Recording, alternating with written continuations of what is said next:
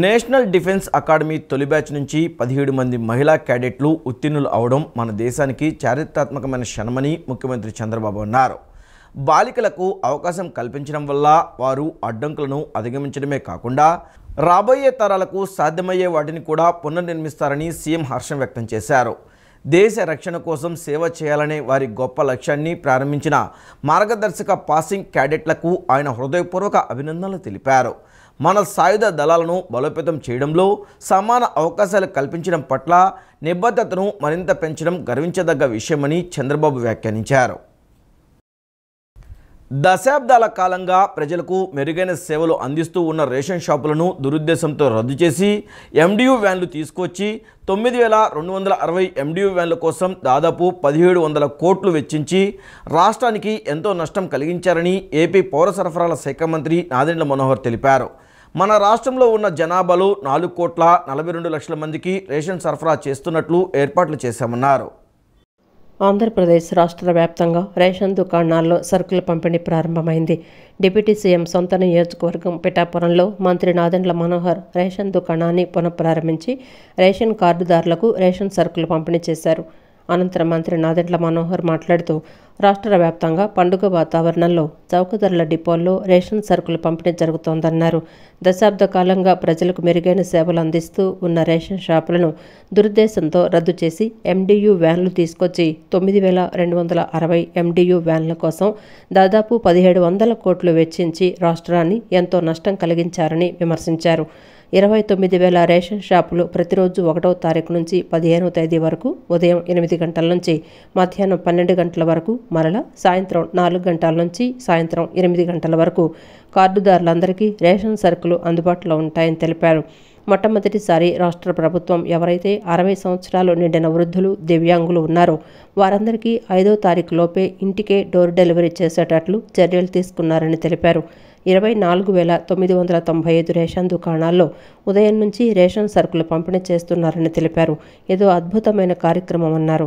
మన రాష్ట్రంలో ఉన్న జనాభాలో 4,42,00,000 మందికి రేషన్ సరఫరా చేసేటట్లు ఏర్పాట్లు చేశామన్నారు. కేంద్ర ప్రభుత్వం అమలు చేసే కొత్త పథకాన్ని ఏపీలో ముందుగానే ప్రవేశపెట్టనున్నట్లు చెప్పారు. ఎవరైతే రేషన్ సరుకులు తీసుకొని వారికి నగదు చెల్లించే కార్యక్రమాన్ని ప్రారంభించినట్లు మంత్రి నాదెండ్ల మనోహర్ తెలిపారు. 4,42,00,000 మందికి మేము రేషన్ సరఫరా చేసేటట్టు ఏర్పాటు చేశాం.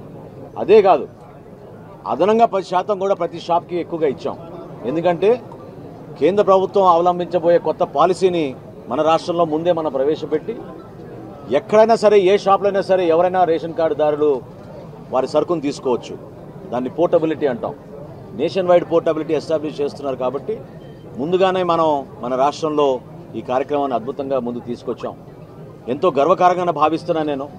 మా పార్టీ అధ్యక్షులు పవన్ కళ్యాణ్ గారి నియోజకవర్గంలో పిఠాపురంలో ఈ రోజున ఈ రాష్ట్ర వ్యాప్తంగా ఈ కార్యక్రమాన్ని ప్రారంభించడం ఒక గొప్ప అదృష్టంగా భావించడమే కాకుండా మా నాయకులు, కార్యకర్తలు అందరూ కలిసికట్టుగా ప్రతి షాప్లో కూడా ప్రతి గౌరవ శాసనసభ్యులు, పార్లమెంట్ సభ్యులు, మంత్రులు అందరినీ కూడా ముఖ్యమంత్రి గారు కూడా ఆదేశించారు. ఈ రోజున కనీసం 3 రేషన్ షాపులు ప్రారంభించమని ఈరోజు గౌరవ ముఖ్యమంత్రి గారు ఆదేశించడం జరిగింది. ఖచ్చితంగా ప్రతి నియోజకవర్గంలో కూడా పారదర్శకంగా, నిజాయితీగా ప్రతి కుటుంబానికి, ప్రతి డీలర్ కూడా ఆదర్శవంతంగా నిలబడేటట్టు మేము తీర్చిదిద్దాం. టెక్నాలజీని ఉపయోగించుకుంటున్నాం. గతంలో ఎప్పుడు లేని విధంగా ఒక కొత్త యాప్ డిజైన్ చేశాం.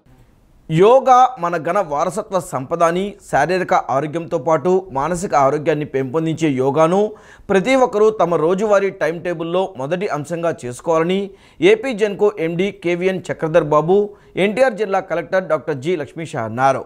మన ఆరోగ్య సంరక్షణకు రోజు ఉదయం సూర్య నమస్కారాలు ఎలాగైతే చేస్తామో అదేవిధంగా ప్రతి ఒక్కరూ పీఎం సూర్యఘర్ పథకం ద్వారా రూప్ టాప్ సోలార్ వ్యవస్థను రాయితీతో ఏర్పాటు చేసుకుని ప్రతి ఇల్లు మినీ విద్యుత్ జనరేటర్గా ఎదగాలని కోరుకుంటున్నట్లు తెలిపారు.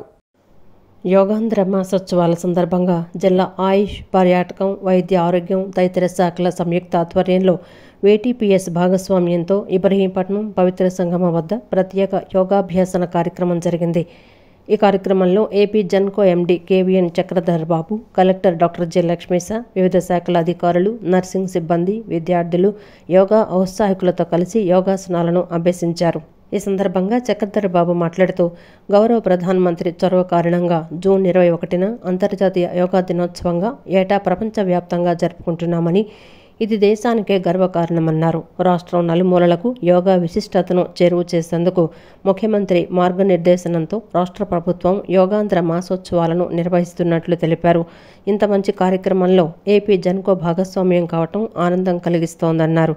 కార్పొరేట్ సామాజిక బాధ్యత కార్యక్రమాలతో పాటు అనేక ప్రజా ప్రయోజన కార్యక్రమాల్లో జెన్కో భాగస్వామ్యమవుతూ ఎప్పుడూ ముందుంటోందన్నారు. రాష్ట్రంలో నాణ్యమైన, అంతరాయాలకు ఆస్కారం లేని విద్యుత్ సరఫరాకు కృషి చేస్తున్నామని, రాష్ట్ర విద్యుత్ రంగానికి దేశంలో మంచి గుర్తింపు ఉందన్నారు.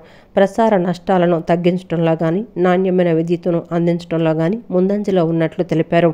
మన ఆరోగ్య సంరక్షణకు రోజు ఉదయం సూర్య నమస్కారాలు ఎలాగైతే చేస్తామో అదేవిధంగా ప్రతి ఒక్కరూ పీఎం సూర్యఘర్ పథకం ద్వారా రూప్ టాప్ సోలార్ వ్యవస్థను రాయితీతో ఏర్పాటు చేసుకోవాలని, ప్రతి ఇల్లు మినీ విద్యుత్ జనరేటర్గా ఎదగాలని కోరుకుంటున్నట్లు జెన్కో ఎండీ కేవీఎన్ చక్రధర్ బాబు తెలిపారు. పారంపర్య సంపదను ప్రతి ఒక్కరికి తెలియజేసే విధంగా ఈ యోగాను ఒక అంతర్జాతీయ స్థాయికి తీసుకువెళ్ళినందుకు మనం అందరం కూడా గౌరవ ప్రధానమంత్రి గారికి కృతజ్ఞతలు తెలియజేయాలి. వారిచ్చిన స్ఫూర్తితో మన రాష్ట్ర వ్యాప్తంగా కూడా యోగాంధ్ర అనే ఒక పిలుపునిచ్చి గౌరవ ముఖ్యమంత్రి గారు రాష్ట్రంలో ఉన్న ప్రతి నలుమూలల్లోనూ యోగాను మరింత విస్తృతంగా తెలియజేసేలా పిల్లలను, పెద్దలను అందరినూ ఐక్యం చేస్తూ ఈ కార్యక్రమాలు నిర్వహించడం.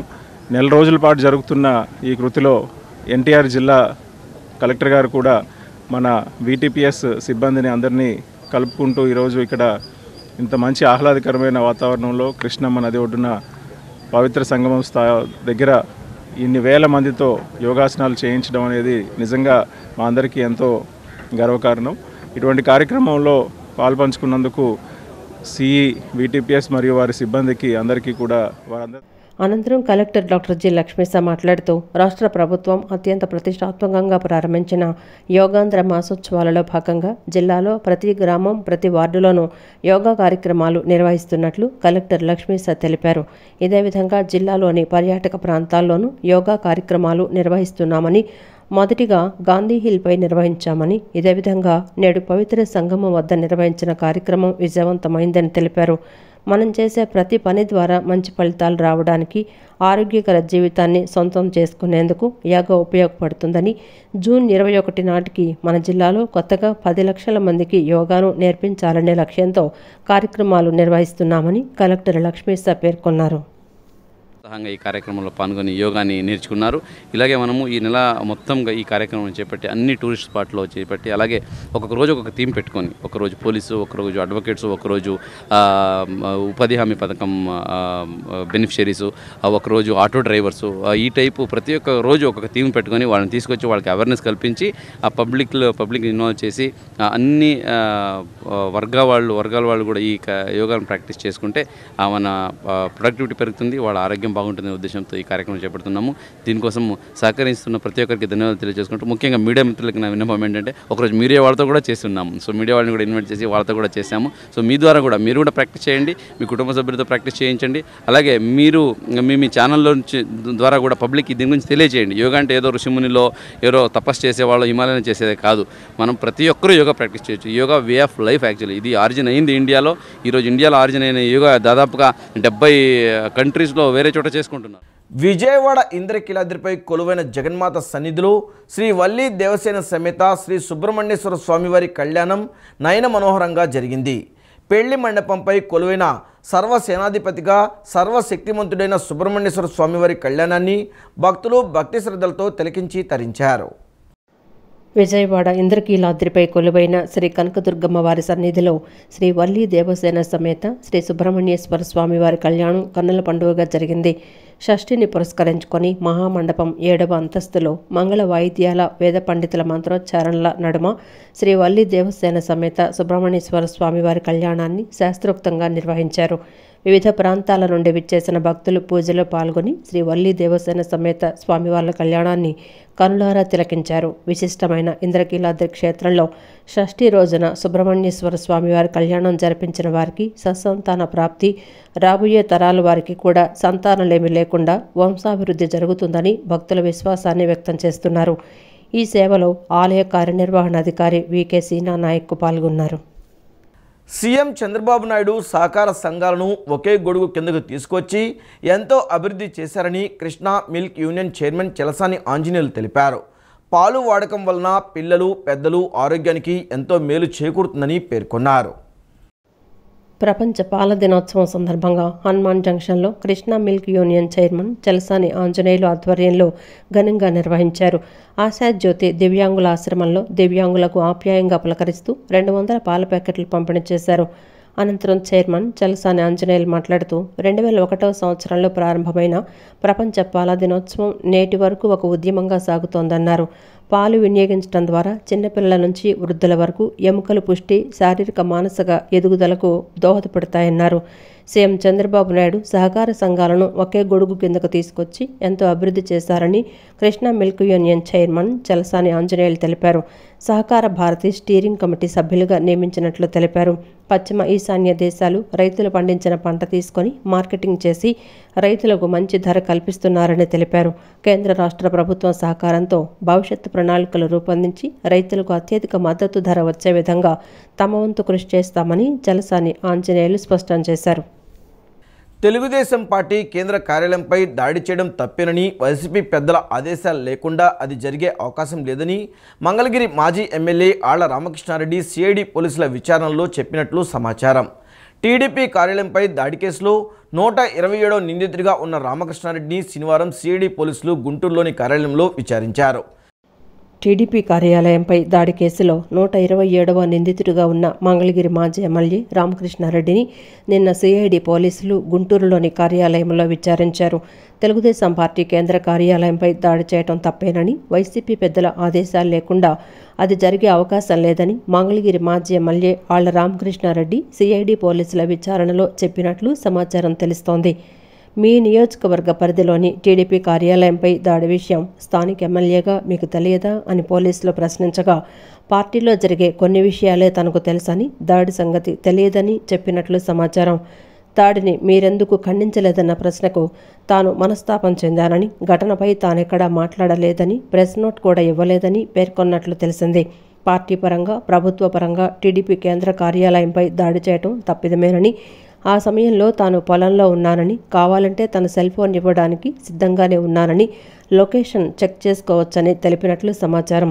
దాడి జరిగాక 3 ఏళ్ల పాటు విచారణ ఎందుకు జరగలేదని ప్రశ్నించగా, కేసులో తాను జోక్యం చేసుకోలేదని రామకృష్ణారెడ్డి చెప్పినట్లు తెలిసింది.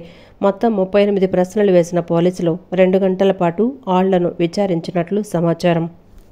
సంవత్సరంలో మంగళగిరిలో తెలుగుదేశం పార్టీ ఆఫీసు మీద జరిగినటువంటి దాడికి సంబంధించి దానిలో నా పాత్ర కూడా ఉంది అని చెప్పి గుంటూరు సిఐడి వాళ్ళు సుమారు 4-5 రోజుల క్రితం నాకు నోటీస్ ఇవ్వడం జరిగింది. ఆ నోటీసులో నన్ను 127వ ముద్దాయిగా చేరుస్తూ విచారణకి ఈ రోజున అంటే మే 31వ తారీఖున హాజరుగమ్మని చెప్పిన దాని మీద ఈ రోజున నేను నా న్యాయవాదులతోటి కలిసి ఈ రోజున గుంటూరు సిఐడి ఆఫీసు రావడం జరిగింది. సుమారు 1.5-2 గంటలు వాళ్ళు నన్ను విచారించడం జరిగింది.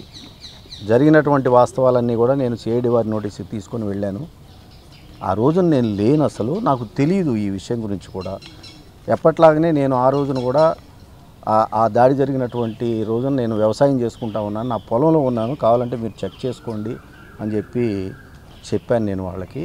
వాళ్ళు అడిగిన మిగతా ప్రశ్నలన్నిటికీ కూడా నేను పూర్తిగా నాకు తెలిసినంత వాటికి నేను సమాధానం చెప్పడం జరిగింది. అమరావతిని అంతం చేయడమే జగన్ ధ్యేయంగా పెట్టుకున్నారని బీజేపీ రాష్ట్ర మీడియా ఇన్ఛార్జ్ పాతూరి నాగభూషణం ఆగ్రహం వ్యక్తం చేశారు.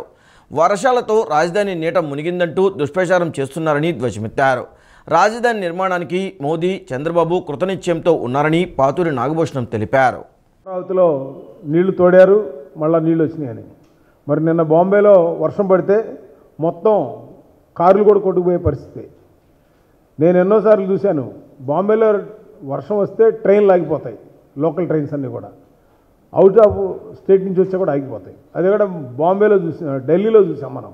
మొన్న వర్షానికి ఏ విధంగా ట్రాఫిక్ ఆగిపోయింది, కార్లు మునిగిపోయినాయి. చెన్నైలో చూసాం మనం 3-4 సార్లు.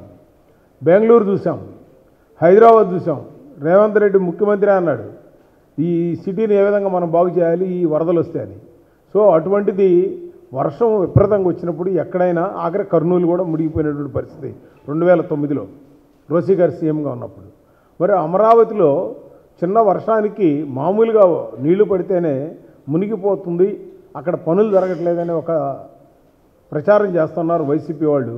ఈరోజు నేను ఒకటే చెప్తున్నాను, అమరావతి అభివృద్ధి కోసం కంకణం కట్టుకున్నటువంటి వ్యక్తులు ప్రధానమంత్రి నరేంద్ర మోడీ గారు, ముఖ్యమంత్రి చంద్రబాబు నాయుడు గారు. దీనికి నెగిటివ్ ఏంటంటే అమరావతిని అంతం చేయడమే ధ్యేయంగా పెట్టుకున్నటువంటి వ్యక్తి జగన్మోహన్ రెడ్డి.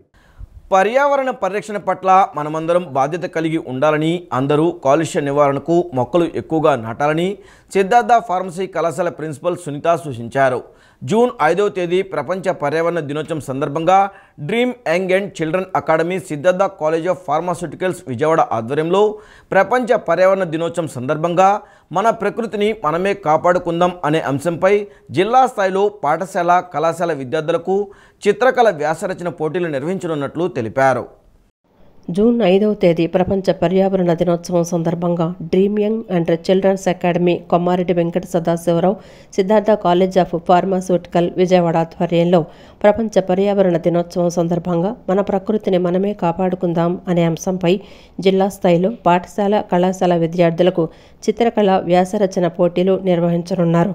పోటీలకు సంబంధించిన గోడపత్రికను ప్రిన్సిపల్ సునీత, ప్రముఖ Godwin industry CEO Kiran, jewellery అధినేత సుధాకర్, పలువురు ప్రముఖులు కలిసి విడుదల చేశారు. అనంతరం ముఖ్య అతిథులు మాట్లాడుతూ పర్యావరణ పరిరక్షణ పట్ల మనమందరం బాధ్యత కలిగి ఉండాలని, అందరూ కాలుష్య నివారణ నియమాలు పాటించాలని, మొక్కలు ఎక్కువగా నాటాలని సూచించారు. ఈ పోటీలు స్కూల్, కాలేజీ విద్యార్థులు ఉపయోగించుకోవాలని మరియు తల్లిదండ్రులు ఇలాంటి మంచి కార్యక్రమాలకు పిల్లలను ప్రోత్సహించాలని కోరారు. ఈ కార్యక్రమంలో పి శ్రీనివాసు, కె వెంకటేశ్వరరావు, రామ్చంద్, కౌశిక్, శరవరణం సుబ్బారావు, వెంకట్రావు తదితరులు పాల్గొన్నారు. రాష్ట్రంలో త్వరలో 2వ పైలట్ శిక్షణా కేంద్రం అందుబాటులోకి రాబోతుంది. కర్నూలు విమానాశ్రయంలో మరో ఫ్లయింగ్ ట్రైనింగ్ ఆర్గనైజేషన్ ఏర్పాటుకు ప్రభుత్వం అనుమతించింది. రాష్ట్రంలో త్వరలో 2వ పైలట్ శిక్షణా కేంద్రం అందుబాటులోకి రాబోతోంది. కర్నూలు విమానాశ్రయంలో మరో ఫ్లయింగ్ ట్రైనింగ్ ఆర్గనైజేషన్ ఏర్పాటుకు ప్రభుత్వం అనుమతించింది. ఈ విమానాశ్రయంలోనే ఓరియంట్ ఫ్లయింగ్ స్కూల్ సంస్థ ఇప్పటికే పైలట్ శిక్షణా కేంద్రాన్ని నిర్వహిస్తోంది. ఖాళీగా ఉన్న స్థలంలో 2వ శిక్షణా కేంద్రం ఏర్పాటు చేయనున్నారు. వీటి లీజుల రూపేణా ప్రభుత్వానికి ఆదాయం సమకూరుతోంది. గుత్తేదారు సంస్థను రాష్ట్ర విమానాశ్రయాల అభివృద్ధి సంస్థ ఎంపిక చేయనుంది. ఆ సంస్థతో 20 ఏళ్ల పాటు అమలులో ఉండేలా ఏపీ ఏడీసీఎల్ ఒప్పందం కుదుర్చుకుంటుంది. నిర్దేశిత వ్యవధి పూర్తయ్యాక ప్రస్తుతం గుత్తేదారు సంస్థ ఎంపిక కోసం ఏపీ ఏడీసీఎల్ ఆసక్తి వ్యక్తీకరణ ప్రకటన జారీ చేసింది. ఇబ్రహీంపట్నంలో వైసీపీ కార్యకర్తల పైశాచికత్వంపై మంత్రి నారా లోకేష్ ఆగ్రహం వ్యక్తం చేశారు. ప్రజలు తిరస్కరించినా వాళ్ల తీరు మారలేదన్నారు. మాజీ మంత్రి ఇంట్లో శుభకార్యానికి వచ్చిన వాళ్లు చేసిన పిచ్చి చేష్టలను తీవ్రంగా ఖండిస్తున్నట్లు పేర్కొన్నారు. మాజీ మంత్రి జోగి రమేష్ ఇంట శుభకార్యానికి వచ్చిన ఈ పార్టీ కార్యకర్తల వీరంగం సృష్టించారు.